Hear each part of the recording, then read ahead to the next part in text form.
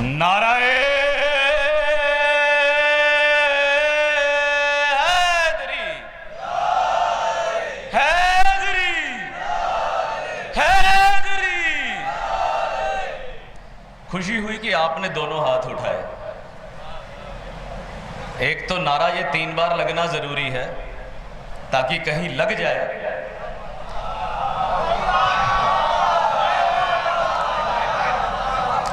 और दोनों हाथ उठाने इसलिए जरूरी हैं कि गदीर को याद करें। पहले तो मैं डॉक्टर शफाक साहब का और पूरी कमेटी का बहुत बहुत शुक्रिया अदा करना चाहूँगा कि मुझे आज उन्होंने इस लायक समझा कि मैं आपके बीच आ सकूं, और यहाँ के इंतज़ामात देखकर बहुत खुशी हुई कि पूरी दुनिया से यहाँ पर लोग मौजूद हैं और बहुत अच्छे इंतज़ामात के साथ उनकी खिदमत गुजारी हो रही है। और सबसे बड़ी बात कि हम सब खुशकिस्मत हैं कि हम आज उनके दर पर बैठे हैं। और आप सबके लिए और पूरी दुनिया के लिए ये दुआ है, आज ये दुआ है कि मौलाए कायनात के इस दरबार में कि इस दुनिया में जो नफरत है वो मिट जाए और पूरी दुनिया इंसानियत पर कायम हो जाए, मोहब्बत पर कायम हो जाए। अब आपका बेशक शायरी का माहौल बना है, मैं भी आपका ज़्यादा वक्त नहीं लूँगा, बेशक लिखकर मैं भी बहुत लाया था, पर मैं आपके साथ एक ही चीज़ शेयर करना चाहता हूँ। बाई चांस आज से 1 महीना पहले मुझे जोगीपुरा में ज़ियारत करने का मौका मिला। जब सुकून से मैंने ज़ियारत की, यहाँ से वापस घर पहुँचा तो कुछ चीज़ें जहन में साथ में गई मेरे। हम बड़ी आसानी से नजफ़ इस्तेमाल करते हैं, वर्ड को हम शब्द इस्तेमाल करते हैं नजफ़। जब यहाँ आया तो नजफ़ हिंद, तो मेरे जहन में ये सवाल गूंजता रहा घर जाने तक कि नजफ़ वहाँ है, ये नजफ़ हिंद है, पर ये नजफ़ के क्या मायने रहे होंगे, क्या होगा ये नजफ़ जहाँ पर मौलाए कायनात ने अपना क़याम किया, उस जगह का नाम नजफ़ क्यों रहा होगा। पहले कभी मेरे जहन में ये सवाल नहीं आया इतने सालों में, पहली बार इस जगह से जाने के बाद ये मेरे जहन में सवाल गूंजता रहा। और ख़ास बात यह है कि मेरे सवालों के जब जवाब नहीं मिलते तो उन सवालों के जवाब लेने के लिए मैं मौला गाजी के उस अलम के नीचे बैठता हूँ जहाँ उन्होंने मुझे बशारत दी थी। और उस सलम के नीचे बैठकर मेरे जहन में ये सवाल गूंजता रहा कि मौला बताइए, मेरी रहबरी कीजिए कि नजफ़ का मायने क्या है। मैं और मेरी वाइफ, हम दोनों वहाँ बैठकर यहाँ की गुफ्तगू करते रहे, नजफ़ के बारे में बात करते रहे, मौला के बारे में बात करते रहे, और एकदम से हम दोनों के ज़ुबान से एक शब्द निकला, नूर। तो नजफ़ के 3 अक्षर हैं, न, ज और फ। मैं उर्दू नहीं जानता, मैं हिंदी में ही बात करता हूँ क्योंकि मेरी लैंग्वेज हिंदी है। तो उसमें 3 शब्द बने, न, ज और फ। जब नूर आया मुंह पे तो समझ में आया कि न का मतलब तो नूर है।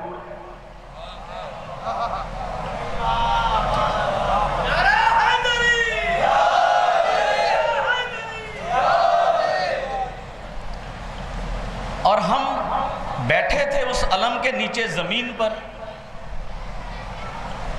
तो ज से समझ के आया ज़मीन, और जब ऊपर देखा तो फलक, आसमान।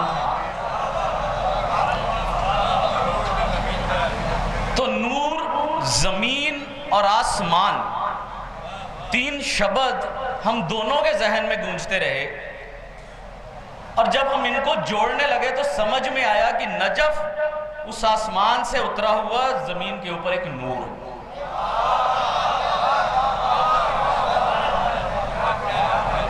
अब इतना तो समझ में आ गया कि वो आसमान से भेजा हुआ एक नूर है, पर भेजा क्यों गया, ये बड़ा सवाल था।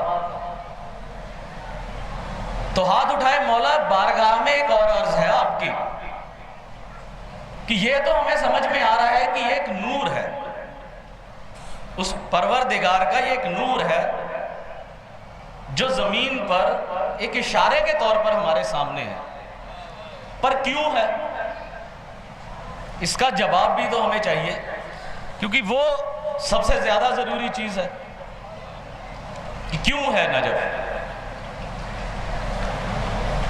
तो उस दिन तो हम उठ गए उस सवाल को पेश करके वहां पर, अगले दिन दोबारा फिर वहीं जाकर के बैठ गए कि मौला आपकी बारगाह में एक अर्ज करके गए थे, जवाब चाहिए। तो फिर एक जवाब आना शुरू हुआ हमारी डिस्कशन में। तो वो जवाब निकला पहला, न से नेकी।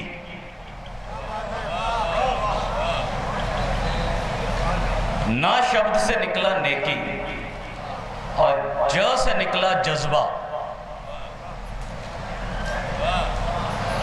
और फ से निकला फर्ज। तो पूरी इनकी जो हम दोनों ने लिखी तो वो ये थी कि अगर हम नेकी, जज्बा और फर्ज की बात करें तो ये तीनों ही शब्द जो हैं वो इंसानियत की नींव है और इंसानियत का पैगाम ही मौला का पैगाम है।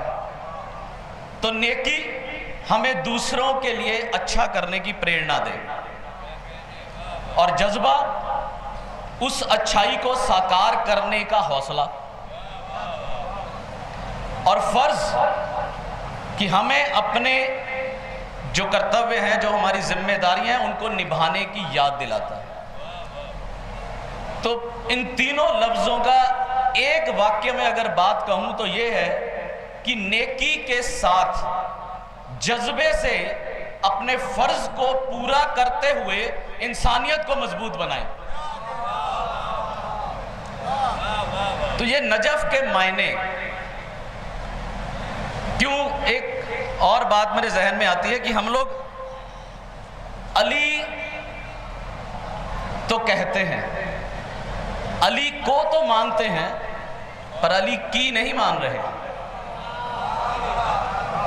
बात इसमें है कि अली अली करेंगे वो एक तरफ रह जाएगा, जब तक अली को उतारेंगे नहीं कुछ नहीं होगा।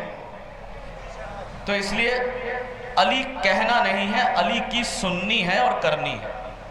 तो कबीर जी की भी एक बात है कि मौला मौला लाख पुकारे मौला हाथ ना आए, मौला मौला लाख पुकारे मौला हाथ ना आए, लफ्जों से हम खेल रहे हैं मानी हाथ ना आए।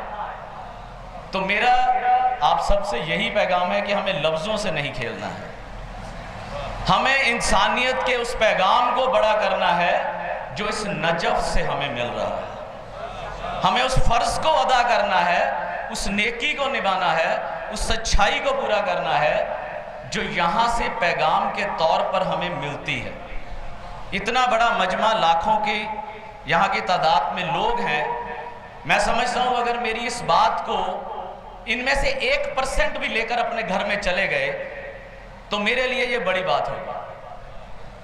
और कोशिश यही है कि हम इंसान बने और भारतीय बने, ताकि हम इस देश को भी मजबूत कर सकें और खुद को भी।